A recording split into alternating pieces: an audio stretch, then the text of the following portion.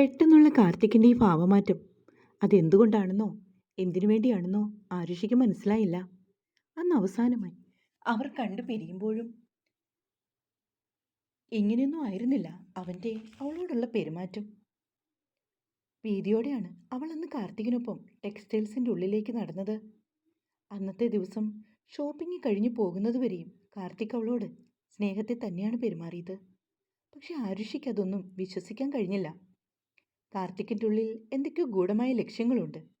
തന്നോട് ഇങ്ങനെയെല്ലാം പെരുമാറുന്നത് അത് കണ്ടിട്ടാണ് അവൾക്ക് ഉറപ്പായിരുന്നു. പിന്നീടുള്ള ദിവസങ്ങളിലും ആരുഷിയോട് കാർത്തിക് സ്നേഹത്തിൽ തന്നെയാണ് നിന്നത്. അങ്ങനെ ദിവസങ്ങൾ അതിവേഗം കടന്നുപോയി. രണ്ട് വീട്ടുകാരും തീരുമാനിച്ചുറപ്പിച്ച പോലെ നിശ്ചയിച്ച മുഹൂർത്തത്തിൽ ആരുഷിയുടെയും കാർത്തിക്കിൻ്റെയും വിവാഹം മംഗളമായി നടന്നു. വിവാഹശേഷം കാർത്തിക്കിൻ്റെ തറവാട്ടിലേക്ക് ചെല്ലുമ്പോൾ അവൻ്റെ സ്വഭാവം മാറി മറിയുമോ എന്നോർത്ത് ആരുഷി ഭയന്നെങ്കിലും അങ്ങനെയൊന്നും ഉണ്ടായില്ല. ആദ്യ രാത്രിയിലും അവർക്കിടയിൽ സംസാരമൊന്നും നടന്നില്ല. കാർത്തിക്കിൻ്റെ വിവാഹം കഴിഞ്ഞ് കൃത്യം 2 ആഴ്ചയ്ക്ക് ശേഷം കാർത്തിക്കിൻ്റെ അനിയത്തിയുടെ വിവാഹം. അതിൻ്റേതായ തിരക്കായിരുന്നു അവർക്ക്. കാർത്തിക് എന്താണ് മിണ്ടാത്തതെന്ന് പലപ്പോഴും അവൾ ഓർത്തു. രാത്രിയിൽ എപ്പോഴാണ് അവൻ വന്ന് കിടക്കുന്നതെന്ന് പോലും അവൾക്കറിയില്ല. അങ്ങനെ അനുജിത്തയുടെ വിവാഹം എത്തി. അമേരിക്കയിൽ സെറ്റിലായ ഫാമിലി ആയതിനാൽ വിവാഹശേഷം ഒരാഴ്ച കഴിഞ്ഞപ്പോഴേക്കും കാർത്തിക്കിൻ്റെ അനിയത്തി ഭർത്താവിനും കുടുംബത്തിനുമൊപ്പം അമേരിക്കയ്ക്ക് പോയി. അവരെ എയർപോർട്ടിൽ കൊണ്ടുവിടാൻ കാർത്തികും ആരുഷിയും കാർത്തിക്കിൻ്റെ അച്ഛനും അമ്മയും കൂടിയാണ് പോയത്. അവരൊക്കെ പോകുന്നതുവരെ കാർത്തിക് വളരെ സൗമ്യനും പുറമേ സന്തോഷവാനുമായിരുന്നു. എന്നാൽ തിരികെ തറവാട്ടിലെത്തിയതും അവൻ്റെ യഥാർത്ഥ രൂപം പുറത്തു വന്നു. ഇത്ര നാളും കാൽ കാശിന് ഗതിയില്ലാത്ത ഇവളെ ഞാൻ എൻ്റെ തലയിൽ ചുമന്നുകൊണ്ട് നടന്നത് അമലുവിൻ്റെ കല്യാണം ഒന്ന് കഴിഞ്ഞു കിട്ടാൻ വേണ്ടിയായിരുന്നു. അവൻ പറയുന്ന കേട്ടതും എല്ലാവരും ഞെട്ടി. മോനെ, നീ എന്തായി പറയുന്നേ? അച്ഛൻ അവൻ്റെ അടുത്തേക്ക് വന്നു. അമലുവിൻ്റെ ജീവിതം വെച്ചാണല്ലോ നിങ്ങൾ എന്നെ ഭീഷണിപ്പെടുത്തി ഈ വിവാഹത്തിന് സമ്മതിച്ചത്. എന്തായാലും ഏറ്റവും ഭംഗിയായി അത് നടന്നു. നിങ്ങൾ കണ്ടുപിടിച്ചത് ഒരു നല്ല പെൺകുട്ടിയായിരുന്നെങ്കിൽ ഞാൻ ഇവളെ സ്നേഹിക്കാൻ ശ്രമിക്കുമായിരുന്നു. എന്നാൽ ഇവളും ഇവളുടെ കുടുംബവും കാശിനോടുള്ള അത്യാർത്തിയുള്ള ജാതിയാ. അതുകൊണ്ടല്ലേ ഞാനുമായുള്ള കല്യാണത്തിന് ഇവൾ സമ്മതിച്ചത്? ആത്മാഭിമാനമുള്ള ഏതെങ്കിലും ഒരു പെണ്ണിങ്ങനെ ചെയ്യുമോ? നിങ്ങൾ തന്നെ പറ. എൻ്റെ അച്ഛനും അമ്മയാണോ നിങ്ങൾ? അതൊന്നും പറഞ്ഞിട്ടൊരു കാര്യവുമില്ല. സ്വന്തം മോന് വിലയിടാൻ കൂട്ടുനിന്നവരല്ലേ നിങ്ങൾ.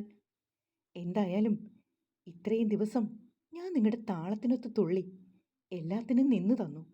ഇനി അതിനെന്നെ കിട്ടില്ല. നീ എന്താ മോനെ പറയുന്നത്? മീനാക്ഷിയമ്മ സങ്കടത്തോടെ മകനെ നോക്കി. ഇപ്പോൾ ഈ നിമിഷം തന്നെ ഇവൾ ഈ കണിമംഗലം തറവാടിൻ്റെ പടി ഇറങ്ങിയിരിക്കണം. ഇല്ലെങ്കിൽ എൻ്റെ തനിക്കൊണം നിങ്ങളെല്ലാവരും കാണും. കാർത്തിക് എല്ലാവരോടുമായി ഉച്ചത്തിൽ പറഞ്ഞു. അതിനുശേഷം അവൻ ആരുഷിയുടെ നേർക്ക് തിരിഞ്ഞു.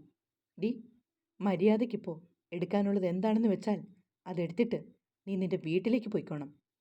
കണിമംഗലത്തെ കാർത്തികിൻ്റെ ഭാര്യയായി വിലസി നടക്കാവുന്ന വല്ല വ്യാമോഹവും മനസ്സിലുണ്ടെങ്കിൽ അതങ്ങ് മാറ്റി വെച്ചേക്കണം.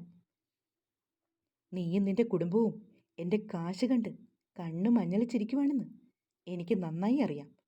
അതുകൊണ്ട് കോമ്പൻസേഷനായി ഇനി എത്രയെങ്കിലും വേണമെങ്കിൽ അതും കൂടി തന്നു തുലയ്ക്കാം. അതിനു പകരം എൻ്റെ ജീവിതത്തിൽ നിന്ന് ഒന്നൊഴിഞ്ഞു പോയി തന്നാൽ മതി. കാർത്തിക്കിൻ്റെ വാക്കുകൾ കേട്ട് അവൾ അപമാന ഭാരത്താൽ മുഖം കുനിച്ചു. അവൻ്റെ കാശ് കണ്ടല്ല താൻ ഈ കല്യാണത്തിന് സമ്മതിച്ചെന്ന് അവൾക്ക് ഉറക്കെ വിളിച്ചു പറയണമെന്ന് തോന്നി. പക്ഷെ അവനെ ഭയന്ന് അവൾക്കൊരു വാക്കുപോലും ഉരിയാടാൻ കഴിഞ്ഞിരുന്നില്ല. അല്ലെങ്കിലും താൻ ഈ സമയത്ത് എന്തു പറഞ്ഞാലും അവൻ വിശ്വസിക്കില്ലെന്ന് ആരുഷിക്ക് ഉറപ്പായിരുന്നു. വേഗം പോയി എടുക്കാനുള്ളത് എന്താണെന്ന് വെച്ചാൽ എടുത്ത് നീ ഇറങ്ങി വരാൻ നോക്ക്. ഞാൻ തന്നെ നിന്നെ നിൻ്റെ വീട്ടിലേക്ക് കൊണ്ടുവിടാം. കാർത്തിക് വണ്ടിയുടെ താക്കോലും എടുത്ത് പുറത്തേക്ക് ഇറങ്ങിപ്പോയി. മോളെ, നീ അവൻ പറയുന്ന ഒന്നും കാര്യാക്കണ്ട. പെട്ടെന്നുള്ള ദേഷ്യം കൊണ്ട് ഓരോന്ന് വിളിച്ച് പറയുന്നതാ. നിന്നെയും നിൻ്റെ സ്നേഹത്തെയും അവൻ മനസ്സിലാക്കും. അവൻ നിന്നെ അംഗീകരിക്കും മോളെ. അതുകൊണ്ട് അവൻ്റെ വാക്ക് കേട്ട് മോൾ ഇവിടുന്ന് ഇറങ്ങിപ്പോകരുത്. അത് ഈ അമ്മയ്ക്ക് താങ്ങാനാവില്ല. കാർത്തിക്കിൻ്റെ അമ്മ മീനാക്ഷി കണ്ണുനീരോടെ അവളെ നോക്കി. അതേ മോളെ, കാർത്തിക് പറയുന്നതൊന്നും നീ കാര്യാക്കണ്ട. നിന്റെ കൂടെ ഞങ്ങളില്ലേ? രാജശേഖരൻ അവളെ സമാധാനിപ്പിക്കാൻ ശ്രമിച്ചു. ഇത്രയൊക്കെ കേട്ടിട്ട് ഞാൻ എങ്ങനെയാണമ്മേ ഇനി ഇവിടെ നിൽക്കുന്നത്? ഇപ്പം തന്നെ ഞാൻ എൻ്റെ വീട്ടിലേക്ക് പോവാണ്. ഇനിയും അപമാനം സഹിച്ച് എനിക്കിവിടെ നിൽക്കാൻ കഴിയില്ല. എന്നെ എൻ്റെ കുടുംബത്തെയും പറ്റി ഏട്ടൻ എന്തൊക്കെയാണ് ചിന്തിച്ചു വച്ചിരിക്കുന്നത്? നിങ്ങളും കേട്ടതല്ലേ ഇതൊക്കെ? ആ തെറ്റിദ്ധാരണ ആദ്യം മാറട്ടെ, എന്നിട്ട് ഞാൻ മടങ്ങി വരാം. അത്രയും പറഞ്ഞുകൊണ്ട് ഒന്നും എടുക്കാതെ കൊണ്ട് ആരുഷി അവിടെ നിന്ന് ഇറങ്ങി. മോളെ, എടുത്തുചാടി ഒന്നും തീരുമാനിക്കല്ലേ. ഞങ്ങൾ പറയുന്നത് നീ ഒന്ന് കേൾക്ക്. നീ പോവല്ലേ മോളെ. രാജശേഖരനും മീനാക്ഷിയും അവളെ തടയാൻ ശ്രമിച്ചെങ്കിലും അവളതൊന്നും കേട്ടില്ല. വെറും കൈയോടെ പുറത്തേക്ക് ഇറങ്ങി വരുന്ന ആരുഷിയെ കണ്ടതും കാർത്തിയുടെ മുഖം ചുളിഞ്ഞു. ഞാൻ എത്ര വട്ടം പറഞ്ഞതാടി നിന്നോടിവിടെ ഇറങ്ങിപ്പോണോന്ന്? എന്നിട്ട് നിനക്കിവിടെ ഇറങ്ങാൻ പാവില്ലേ? നീയായിട്ട് എൻ്റെ തറവാട്ടിൽ നിന്ന് ഇറങ്ങിപ്പോയില്ലെങ്കിൽ നിന്റെ കഴുത്തിന് പിടിച്ച് ഞാൻ പുറത്തേക്ക് തള്ളും. കാർത്തിക് ദേഷ്യത്തോടെ അവളെ നോക്കി. പോകാൻ തന്നെയാണ് ഞാൻ വന്നത്, ആരുഷി അവനെ നോക്കാതെ പറഞ്ഞു. നിനക്ക് നിന്റെ സാധനങ്ങളൊന്നും എടുക്കാനില്ലേ? കാർത്തിക് അല്പം മയത്തിൽ ചോദിച്ചു. എൻ്റെ വീട്ടിൽ നിന്ന് വരുമ്പോൾ ഞാൻ ഒന്നും കൊണ്ടല്ല വന്നത്, അതുകൊണ്ട് എനിക്ക് ഇവിടുന്ന് എടുക്കാനും ഒന്നുമില്ല, ആരുഷി മറുപടി പറഞ്ഞു. എൻ്റെ കാശിന് കുറേ വാങ്ങി വെച്ചിട്ടുണ്ടല്ലോ വീട്ടിൽ, അതുകൊണ്ടല്ലേ നിൻ്റെ ഈ ഷോ ഓഫ്? നിനക്കൊന്നും എടുക്കാനില്ലെങ്കിൽ വന്ന് വണ്ടി കയറ്. കാർത്തിക് കാറിൻ്റെ ഡോർ തുറന്നു പിടിച്ചു. എന്നെ ആരും കൊണ്ടുവിടണ്ട, ഞാൻ ബസ്സിൽ പോയിക്കോളാം. ആരുഷി മുഖം വെട്ടിച്ചു. അത് നീയല്ല തീരുമാനിക്കേണ്ടത്, ഇങ്ങോട്ട് വന്ന് കയറടി. നിന്നെ ഇങ്ങോട്ട് കെട്ടിയെടുത്തത് ഞാനാണെങ്കിൽ നിന്നെ കൊണ്ടുവിടാനും എനിക്കറിയാം. അതും പറഞ്ഞുകൊണ്ട് കാർത്തിക് അവളുടെ കൈക്ക് പിടിച്ചു വലിച്ച് കാറിനുള്ളിലേക്ക് തള്ളി. അവൾ ഇറങ്ങി പോകാൻ തുടങ്ങും മുന്നേ കാർത്തി വണ്ടി എടുത്തു കഴിഞ്ഞു. നിറമിഴികളോടെ നിൽക്കുകയാണ് മീനാക്ഷി അമ്മ. രാജേട്ടാ, അവർ ഭർത്താവിൻ്റെ കയ്യിൽ പിടിച്ച് പൊട്ടിക്കരഞ്ഞു. മടങ്ങും യാത്രയിലുടനീളം ആരുഷിയുടെ ഉള്ളം വിതുമ്പുകയാണ്. കാർത്തിയാണെങ്കിൽ ഒരക്ഷരം പോലും അവളോട് പിന്നീട് സംസാരിച്ചില്ല. തൻ്റെ വീടിൻ്റെ വാതിൽ കണ്ടതും ആരുഷി ദയനീയമായി കാർത്തിയെ നോക്കി. അഹങ്കാരി, നീ അഹങ്കാരിയാടി. കാർത്തിക് അവളെ വീട്ടിൽ കൊണ്ട് വിട്ടിട്ട് ആരുഷിയുടെ അച്ഛനോട് ഇനി നിങ്ങളുടെ മോളുമായി എനിക്ക് യാതൊരു ബന്ധവുമില്ലെന്ന് പറഞ്ഞാണ് അവളെ കൈയൊഴിഞ്ഞത്. മോനെ, എന്താ മോനെ?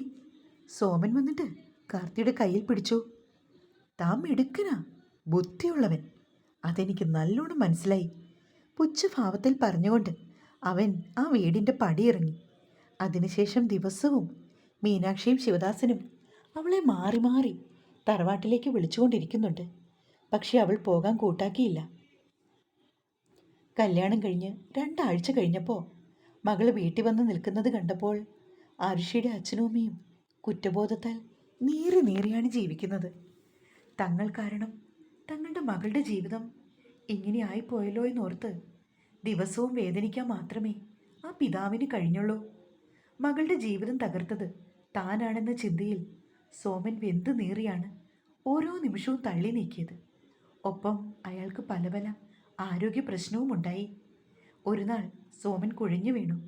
കൃത്യസമയത്ത് ആശുപത്രി കൊണ്ടുപോകാൻ കഴിഞ്ഞതുകൊണ്ട് മാത്രമാണ് സോമൻ ഇപ്പോഴും ജീവിച്ചിരിക്കുന്നത്.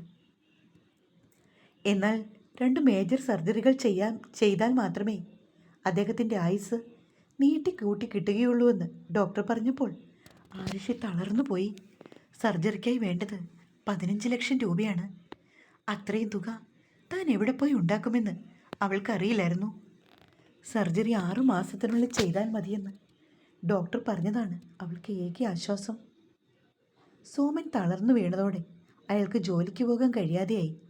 തുടർന്ന് കുടുംബം പോറ്റാൻ ആരുഷി തന്നെ ജോലിക്കിറങ്ങി. കാർത്തികിൻ്റെ അച്ഛൻ രാജശേഖരൻ്റെ കമ്പനിയിൽ തന്നെയാണ് അവൾ ജോലിക്ക് പോയത്. ഇപ്പോഴത്തെ അവസ്ഥയിൽ അവൾക്ക് ഏറ്റവും കൂടുതൽ ശമ്പളം കിട്ടുന്നത് അവിടെ മാത്രമാണ്. അതുകൊണ്ടുകൂടിയാണ് വേറെ നിവൃത്തിയില്ലാതെ ആരുഷി അവിടെ ജോലിക്ക് പോയത്. അവളെ അവിടെ ജോലിക്ക് നിയമിച്ചതും രാജശേഖരൻ തന്നെയാണ്. ആരുഷി അവിടെ ജോലിക്ക് കയറിയിട്ടുണ്ടെന്നറിഞ്ഞ് അവളെ മനഃപൂർവ്വം ദ്രോഹിക്കാൻ വേണ്ടിയാണ് ബാംഗ്ലൂരിലെ കമ്പനിയിൽ നിന്നും കാർത്തിക് നാട്ടിലെ കമ്പനിയിലേക്ക് മാറിയത്. അവനവിടെ MD ആയി ചാർജ് എടുത്ത് അന്ന് മുതൽ തന്നാൽ കഴിയുന്ന വിധം കാർത്തിക് ആരുഷിയെ ദ്രോഹിക്കാറുണ്ട്. ഓഫീസിലെ ആർക്കും അവർ ഭാര്യ ഭർത്താക്കന്മാരാണെന്ന് അറിയില്ല. ആരുഷിയും ആരെ അറിയിക്കാൻ പോയില്ല. പക്ഷെ തിരികെ നാട്ടിലെത്തിയപ്പോൾ മുതൽ കാർത്തിക്കിന് കണിമംഗൽ തിരിക്കപ്പുറതി ഇല്ലാതായി. മീനാക്ഷിയമ്മയാണെങ്കിൽ എന്നും ആരുഷിയെ തിരികെ കൂട്ടിക്കൊണ്ടുവരുന്ന കാര്യം പറഞ്ഞ് അവനെ വല്ലാതെ ബുദ്ധിമുട്ടിക്കാൻ തുടങ്ങി. ഒടുവിൽ അവർ ഭീഷണി മുഴക്കിയപ്പോൾ കാർത്തിക്കിന് ആരുഷിയെ കൂട്ടിക്കൊണ്ടുവരാൻ സമ്മതം മൂളേണ്ടി വന്നു.